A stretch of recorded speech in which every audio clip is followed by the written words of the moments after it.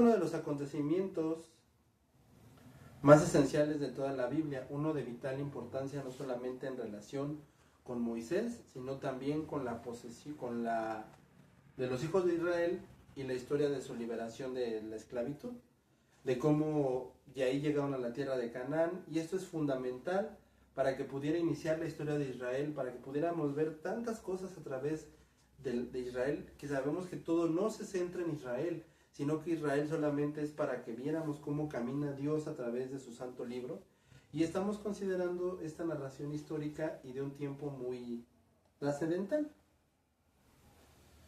Y esto es preocupante esencialmente porque trata al mismo de una enseñanza acerca de nuestro Salvador, el Señor Jesucristo, y cómo el Señor Jesucristo está presente aquí, en el Antiguo Testamento. Entonces nunca se puede insistir suficiente en lo importante que es el mensaje del Antiguo Testamento. Es el mismo Dios quien actúa en el Antiguo y en el Nuevo Testamento, y es el mismo Dios el que predicamos y proclamamos cada día. Este es el mensaje del Nuevo Testamento, son uno solo. El mensaje del Antiguo y del Nuevo Testamento son uno solo. Y es el mismo que día a día actúa. Y a menudo las personas siguen creyendo que no, pues es que esto ya no opera, pero no. No, esto sigue operando porque es Dios el que habla. O sea, la palabra de Dios nunca se puede detener, nunca puede dejar de operar, nunca puede dejar de hablar, y la palabra de Dios mucho menos puede llegar a un punto en el que tú digas que ya no es indispensable, que ya no es necesaria. No, la palabra de Dios tiene que seguir obrando, tiene que seguir actuando, y creer que el Antiguo Testamento es cosa del pasado es uno de los graves errores que hemos cometido. Aquí en este pasaje vemos a Moisés cuidando el rebaño de Jetro, y su suegro, el sacerdote de Madián, es de quien te estoy hablando, había sido pastor durante un tiempo, y cerca de 40 años había estado llevando día a día todo esto. La vida del pastor no tiene nada de romántico o emocionante. Y allí se encontraba en aquel día un pastor cuidando las ovejas. Llega a un rincón del desierto de Horeb, la montaña de Dios, y eso no tenía nada de extraordinario. De inesperadamente se le aparece el ángel de Jehová en una llama de fuego en medio de una zarza. La mira y ve que la zarza arde en fuego, y la zarza no se consume. Entonces Moisés dijo: iré yo ahora y veré esta grande visión. ¿Por qué causa la zarza no se quema? Viendo Moisés que él iba a ver, lo llamó, y Dios en medio de la zarza dijo: Moisés, Moisés. Y Moisés respondió: heme aquí.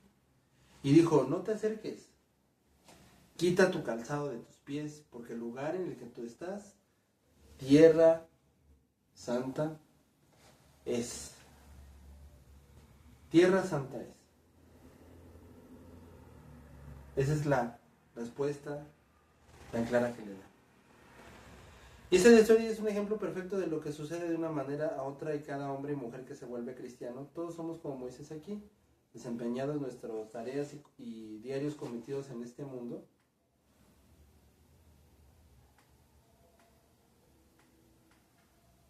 y compartiendo la vida normal de personas normales, ¿verdad? Todos así obramos, todos así actuamos, pero así caminamos como Moisés. Y ocurre algo que nos salude y hace que empecemos a prestar a lo que llamamos la religión, la fe cristiana o la Biblia. Y quizá lo inesperado sobrevive en forma de enfermedad. Hay muchas personas que en cierta noche son cristianos porque vivieron, pero todo es que se comportaban de una manera incauta y irreflexible. Sin embargo, podrían haber llegado hasta así, pero se enfermaron. Y de pronto algo pasó en ello.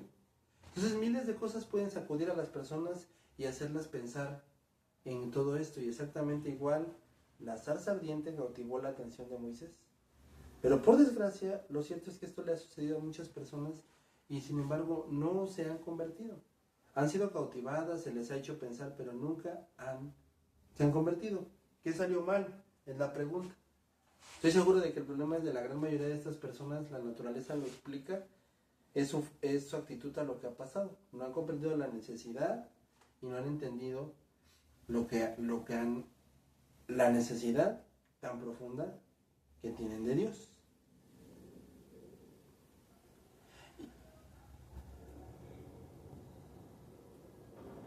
Y en cierto modo, de la misma forma, el Señor no nos ha dejado Y el Señor sigue obrando en nuestras vidas. De cierta forma entendemos claramente que en sentido muy claro, a veces la misma gente tenía el miedo de utilizar el nombre a causa de la santidad de Dios. Pero tú y yo hemos oído cristianos con oración hablar de querido Padre. El Hijo de Dios no se dirigió a Él como querido Padre, se dirigió a Él como Padre Santo. Quita tu calzado de tus pies, porque es el lugar que tú estás, el lugar en el que tú estás es tierra santa. Entonces Dios se ha revelado como un Dios santo. Ese es el significado de los 10 mandamientos. Pero gracias a Dios podemos añadir algo más, que Él quiere que escuchemos su mensaje y una vez que se ha revelado su santidad, pasa a revelarnos su amor, misericordia y compasión. Dijo luego Jehová, bien he visto la aflicción de mi pueblo que está en Egipto y he oído su clamor a causa de sus detractores, pero he conocido sus angustias. Éxodo 3, versículo 7. Mi amigo, el problema al que te enfrentas hoy en día, llevándote ya a la conclusión de este mensaje, no es intelectual. El problema por la que la gente no puede creer en historias como la zarza, no puede creer en historias como Jonás, no puede creer en la grandeza de Dios obrando de una manera tan poderosa. Y no estoy hablando de que si vemos milagros hoy en día, porque eso es tema para otro día, solamente te puedo adelantar que claro que hay milagros, y claro que Dios puede hacer cosas maravillosas, increíbles, cosas inexplicables, porque Él es Dios y Él puede obrar como bien le plazca. Es lo que este libro proclama, que Él puede obrar como Él bien le plazca. Pero todo dentro de lo que este mismo libro, que es su ley, nos dice. Esas historias no son creídas no por personas que no son intelectuales. Ese es el problema de cada persona.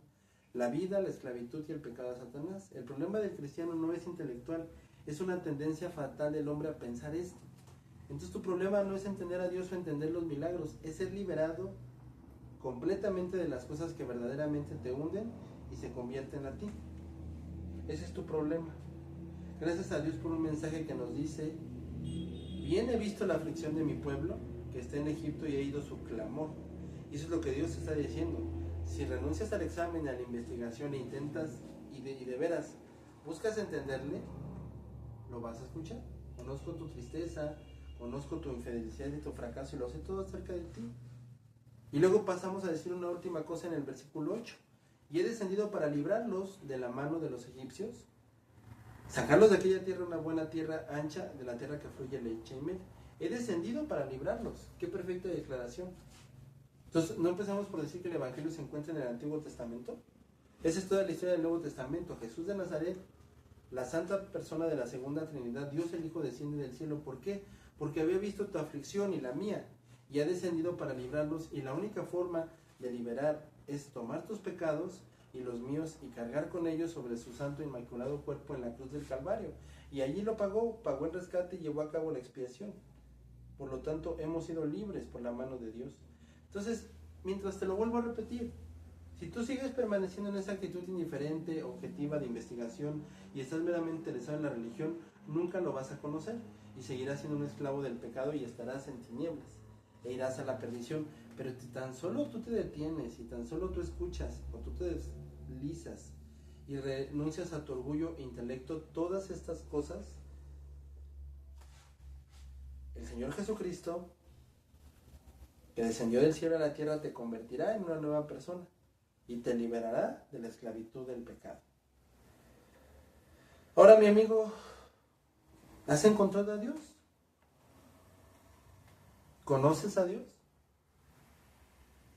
¿Estás dispuesto a conocer a Dios? ¿Has escuchado la palabra de Dios diciéndote: conozco tus tristezas y he hecho esto al respecto, he enviado a mi Hijo para liberarte, para hacerte libre? ¿Eres libre? ¿Te ha liberado Cristo? ¿Sabes que tus pecados te han sido perdonados y has recibido una nueva vida? Mi querido amigo, no tienes más que escuchar y creer que este sencillo mensaje. Y decirle a Dios que lo aceptas y que confías a tu persona y toda tu vida a Él. Y entonces lo conocerás y lo experimentarás como una realidad. Y si no lo has hecho, es hora de quitarnos las sandalias, de entrar a Tierra Santa y decirle a Dios: